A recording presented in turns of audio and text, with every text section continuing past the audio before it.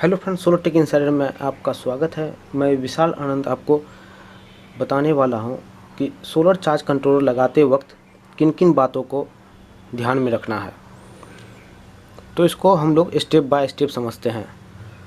तो सबसे पहले हम लोग घर में लोड का कैलकुलेशन कर लेंगे कि घर में कितने लोड हैं और कितने देर चलाना है, और उससे हम लोग बैटरी निकाल लेंगे, मतलब कितने वोल्ट और कितने एच की बैटरी लगेगी जिससे कि मेरा पूरा लोड फुलफिल हो जाए।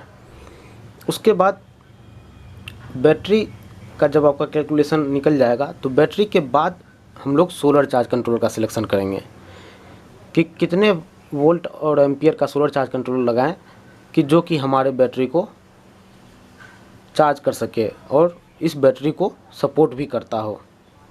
ठीक है, सपोर्ट करने का मतलब है इसके करंट और वोल्टेज रेटिंग को। अब सोलर चार्ज कंट्रोलर का सिलेक्शन कर लिए। अब सोलर चार्ज कंट्रोलर के बाद हमको सोलर पैनल का सिलेक्शन करना है कि इस सोलर चार्ज कंट्रोलर में मैक्सिमम कितने वाट पीक का सोलर पैनल लगा सकते हैं, और वो सोलर पैनल का कितना VOC है और कितना ISC है, जो कि इसके VOC और ISC से मैच कर रहा है कि नहीं। जब इतना सारा कुछ आपका सिलेक्ट हो जाएगा, बैटरी, सोलर चार्ज कंट्रोलर और उसके बाद सोलर पैनल और जब ये तीनों चीज़ आप कनेक्ट कर लेंगे तो उसके बाद हम लोग वायर का सिलेक्शन करेंगे।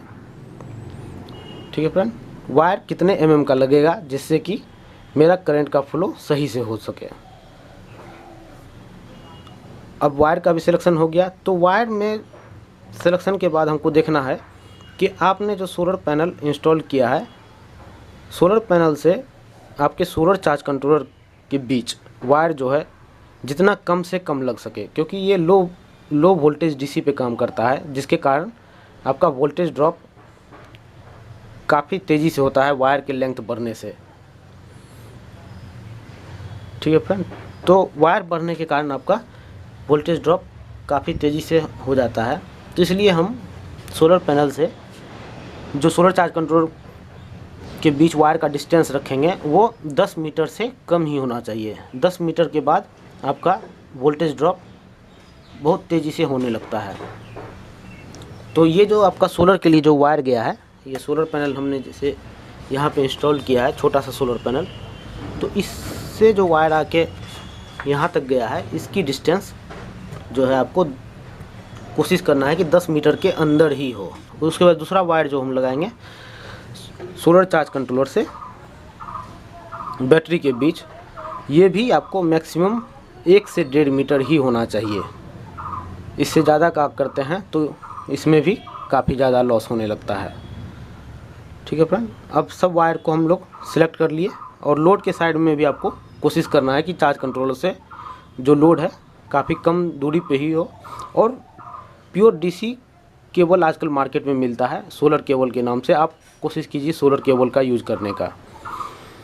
उसके बाद अब सोलर चार्ज कंट्रोलर का कनेक्शन करना है।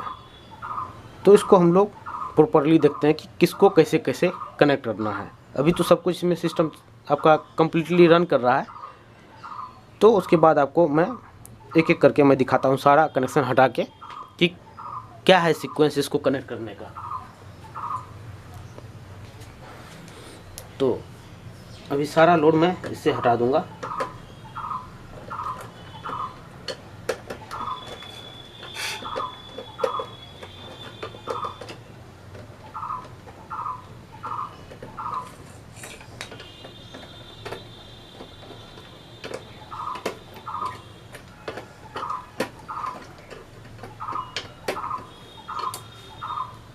ठीक है फ्रेंड, तो ये देखिए आपका सारा कनेक्शन हट चुका है। अब इसका कनेक्शन करना है प्रॉपर तरीक़ा से। तो इसके लिए हम इसको जो है सबसे पहले इसमें देखिए सारा कुछ आपका मेंशन है। यहाँ पे ये सोलर पैनल का सिंबल है, उसके बाद ये बैटरी का है, उसके बाद ये DC बल्ब का, ये DC फैन का। तो इसमें जो कनेक्शन करते हैं तो सबसे पहले हम लोग बैटरी का कनेक्शन करते हैं सोलर चार्ज कंट्रोलर में, तो आपका solar charge controller properly work करेगा। ठीक है फ्रेंड, तो ये बैटरी का 2 वायर है, और बैटरी में भी हमको ध्यान रखना है कि ये नहीं कि हम इसको बैटरी में ऐसे करके लगा लिए। ऐसे एग्जांपल के लिए आपने इसको लगा लिया और यहाँ पे ऐसे करके इसको लगा रहे हैं और दोनों आपस में किसी तरह टच हो गया तो क्या होगा कि काफ़ी स्पार्किंग होगा इस तरह से, तो ये आपका फिर डैमेज भी हो सकता है। तो ऐसे नहीं करना है हमको, ये डेंजरस हो सकता है। तो इसको पहले हम लोग इस टर्मिनल से कनेक्ट कर लेंगे। इसको बैटरी से इसको कनेक्ट कर लिए, प्लस माइनस को ध्यान में रखते हुए। ये बैटरी माइनस हो गया। अब इसको हम पहले बैटरी से कनेक्ट कर देंगे।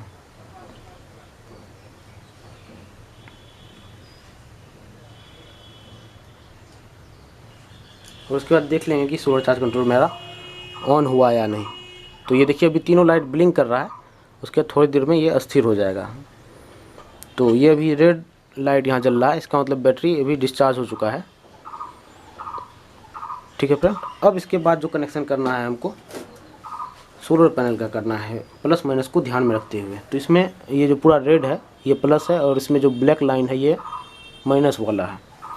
तो इसको भी आपको इस तरह से कनेक्ट कर देना है, पोलैरिटी को ध्यान में रखते हुए।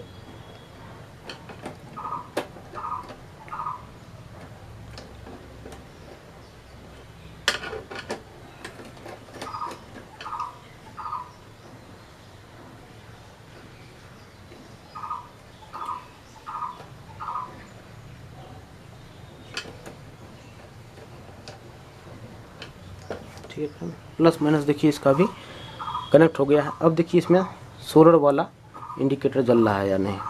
तो सबसे ऊपर देखिए ये जो सूरज की तरह बना हुआ है ये सोलर पैनल का मतलब दिखा रहा है कि करंट आ रहा है कि नहीं।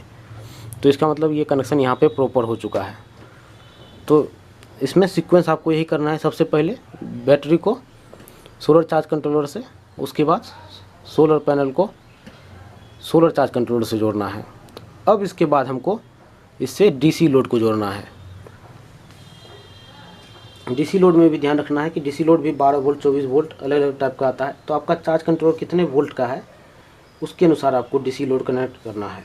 तो यहाँ पे प्लस माइनस को ध्यान में रखते हुए, तो ये डीसी फैन का ऑप्शन है, तो ये हम इसमें डीसी फैन लगा रहे हैं।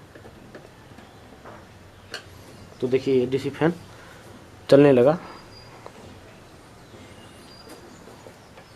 अब ये डीसी एलईडी है, इसको भी इसमें जोड़ देते हैं।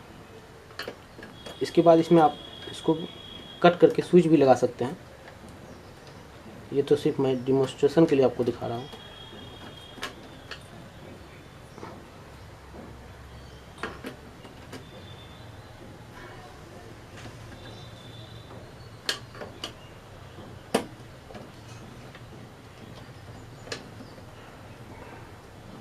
ये देखिए लाइट भी जल गया, डीसी एलईडी बल्ब है। तो इस तरह से हम लोग इसका प्रॉपर कनेक्शन करते हैं। ठीक है फ्रेंड, इतना बात को हम लोग ध्यान रखते हैं कनेक्शन करने वक्त। इसके अलावा भी और भी ध्यान देने योग्य बात है, सोलर चार्ज कंट्रोलर को हम लोग डायरेक्ट सनलाइट में कभी नहीं लगाएंगे, क्योंकि इसके अंदर माइक्रो कंट्रोलर होता है जो कि हीट होके आपका सही से वर्क नहीं करेगा। ठीक है फ्रेंड, उसके बाद इसको मॉइस्चर वाला इलाका में नहीं लगाएंगे, जहाँ पे आपका नमी हो, जैसे नल के पास या चापाकल के पास, हैंड पंप हो कहीं, तो वहाँ पे इसको नहीं लगाएंगे, क्योंकि इसमें सारा कुछ सेमीकंडक्टर है और बस बार ट्रैक इसके पीछे बना होता है पीसीबी के पीछे। तो उसके पीछे आपको जो है नमी जाके ये धीरे धीरे शॉर्ट सर्किट होके ख़राब हो सकता है। और इसको कभी क्लोज जगह में नहीं रखेंगे, इसको सारा कनेक्शन करके किसी बक्से के अंदर पैक नहीं कर देंगे, क्योंकि इसके अंदर जो है मॉसफेट लगे होते हैं और मॉसफेट आपको हीट रिलीज करता है। हीट को डिस्ट्रीब्यूट करने के लिए इसके अंदर हीट सिंक भी लगा होता है। अगर आप इसको किसी बक्से के अंदर पैक कर देंगे तो इसका हीट रिलीज नहीं हो पाएगा, जिसके कारण ये सही से वर्क नहीं करेगा, इसका परफॉर्मेंस भी डाउन हो जाएगा। तो इसके कारण इसको हम लोग किसी पैक जगह पे नहीं लगाएंगे, इसको ओपन में ही रखेंगे। तो थैंक्स फॉर वाचिंग वीडियो। अगर वीडियो आपको अच्छा लगा हो तो प्लीज़ लाइक और शेयर करें और सोलर टेक इनसाइडर चैनल को सब्सक्राइब करें और साथ में बेल आइकन भी दबाएं, जिससे कि आपको लेटेस्ट वीडियो का इन्फॉर्मेशन मिलता रहे। Thank you.